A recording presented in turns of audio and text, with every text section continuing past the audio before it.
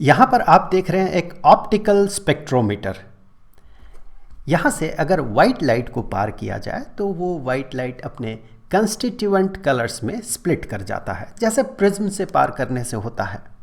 और यहाँ पर स्क्रीन में हमें कुछ इस तरह का एक बैंड दिखता है जो कि फेमसली विबग्योर नाम से जाना जाता है। यहाँ पर हमें violet, indigo, blue, green, yellow, orange, red colour दिखता है।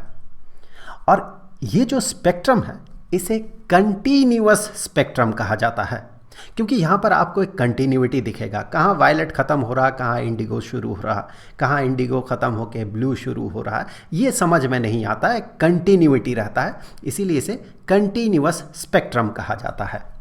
अब अगर हम गैस में इलेक्ट्रिक स्पार्क करवाएं तो वहाँ से इलेक्ट्रोमैग्नेटिक रेडिएशन निकलता है। उस रेडिएशन में एक ख़ास पैटर्न दिखता है, कुछ इंटरेस्टिंग प्रॉपर्टीज़ दिखता है।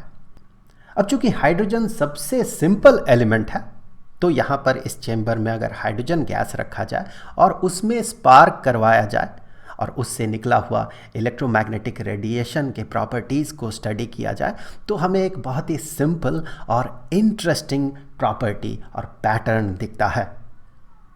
यहाँ से निकले इलेक्ट्रोमैग्नेटिक रेडिएशन को अगर ऑप्टिकल स्पेक्ट्रोमीटर से पार किया जाए तो वहाँ पर स्क्रीन में हमें कंटिन्यूअस स्पेक्ट्रम नहीं दिखता है, बल्कि हमें कुछ कुछ लाइट्स ही दिखता है, कुछ कुछ वेवलेंथ के लाइट्स ही दिखता है। इस तरह के स्पेक्ट्रम को लाइन स्पेक्ट्रम कहा जाता है। और चूंकि ये गैस इसे एमिट कर रहा है, हाइड्रोजन इसे एमिट कर रहा है, तो कहा जाता है ये हाइड्रोजन का एमिशन स्पेक्ट्रम है।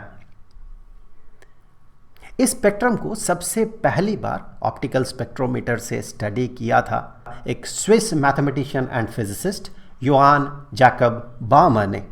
इसीलिए इस पूरे सीरीज को बामर सीरीज कहा जाता है। उन्होंने इनका वेवलेंथ्स पता किया था और इन वेवलेंथ्स के लिए एक पैटर्न ढूंढ निकाला था। वो पैटर्न कुछ इस तरह का है कि 1 over wavelength is equal to, there is a constant, इस कांस्टेंट को रिडबर्ग कांस्टेंट कहा जाता है। रिडबर्ग कांस्टेंट को R से डिनोट किया जाता है एंड दैट R यानी कि Rydberg constant is equal to this value 10⁻⁷ per metre. सो उन्होंने ये पाया था कि जो वेवलेंथ है इन लाइट्स का, उसका जो रेसिप्रोकल है दैट इज इक्वल टू ये वैल्यू। वैसे इसका नाम तब तक रिडबर्ग कांस्टेंट नहीं पड़ा था, तो उन्होंने कहा, बामर ने कहा, ये वैल्यू इंटू 1/2² माइनस 1/n²। यहाँ पर n जो है, n है 3, 4, 5, 6 एंड सो ऑन। आप गौर से देखिए, ये 3 जो है 2 + 1 है, 4 जो है 2 + 2 है और 5 जो है 2 + 3 है एंड सो ऑन। तो यहाँ पर इस फॉर्मूला में अगर हम n का वैल्यू 3 पुट करते हैं तो हमें वेवलेंथ का जो वैल्यू मिलेगा वो वैल्यू होगा 656.3 नैनोमीटर। सो यहाँ पर n का वैल्यू जब हम 3 पुट करेंगे इस फॉर्मूला में तो हमें इस लाइट का वेवलेंथ मिलेगा। सिमिलरली n का वैल्यू जब हम 4 पुट करेंगे तो हमें जो वेवलेंथ का वैल्यू मिलता है वो है 486.1 नैनोमीटर। सिमिलरली इस केस में n का वैल्यू है 5 और इस केस में n का वैल्यू है 6। आगे चल के बामर सीरीज में और भी कुछ लाइंस खोजा गया।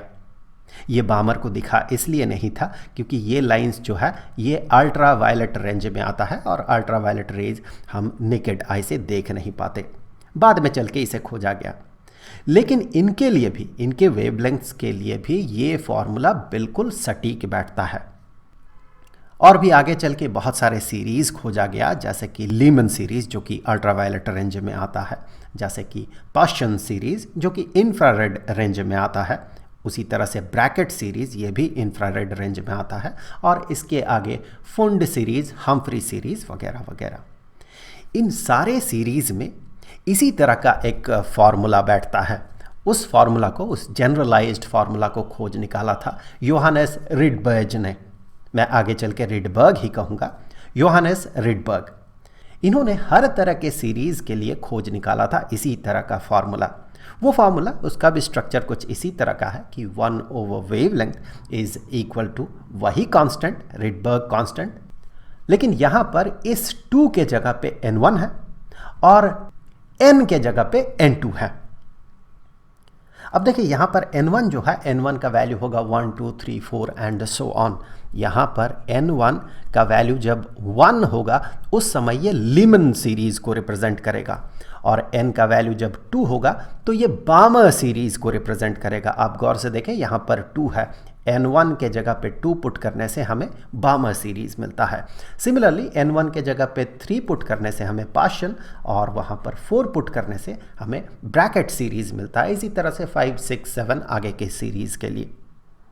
और यहाँ पर N2 जो है, N2 है N1 + 1, फिर N1 + 2, फिर N1 + 3 एंड सो ऑन। कहने का मतलब ये है कि जब N1 का वैल्यू 1 हुआ तब N2 का वैल्यू होगा 2 3 4 5 6 एंड सो ऑन। तो उस केस में जब N2 का वैल्यू 2 होगा तो हमें इस वाले इलेक्ट्रोमैग्नेटिक रेडिएशन का वेवलेंथ मिलेगा। जब N2 का वैल्यू 3 होगा तो इसके लिए वेवलेंथ मिलेगा, जब 4 होगा तो इसके लिए वेवलेंथ मिलेगा and so on up to infinity. क्योंकि आगे ये जो लाइंस है बहुत क्लोजली पैक्ड हो जाता है, बहुत सारे लाइंस क्लोजली पैक्ड हो जाते हैं, और धीरे धीरे वो एक लिमिट को अप्रोच करता है और एक ही जगह पे जाके सारे के सारे लाइंस कन्वर्ज होने लगता है। तो इसके लिए हम कह सकते हैं कि यहाँ पर ये चलते जाएगा और इनफाइनाइट लाइंस हमें मिलेगा। सिमिलरली अगर हम बामर सीरीज़ की बात करें जहाँ पर N1 का वैल्यू 2 है, उस केस में N2 का वैल्यू होगा 2 + 1 that is 3, then 2 + 2 4 and so on. तो जब N2 का वैल्यू 3 होगा तो उस समय हमें इस वाले लाइट का वेवलेंथ मिलेगा। सिमिलरली जब 4 होगा तो ये, N2 का वैल्यू 5 होगा तो ये, and so on up to infinity.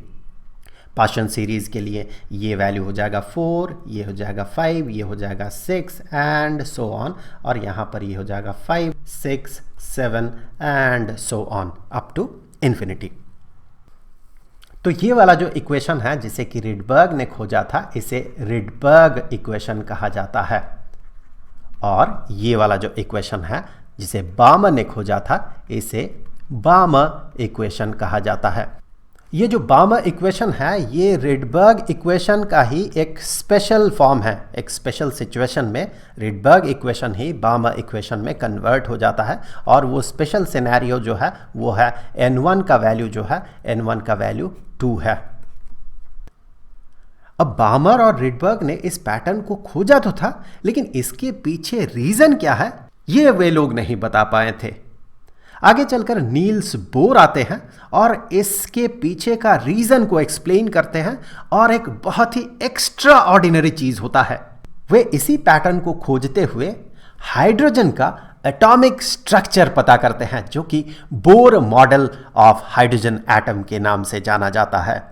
इस पे अब हम लोग अगले वीडियो में चर्चा करेंगे। उस वीडियो का लिंक आपको स्क्रीन पर और डिस्क्रिप्शन बॉक्स में मिल जाएगा।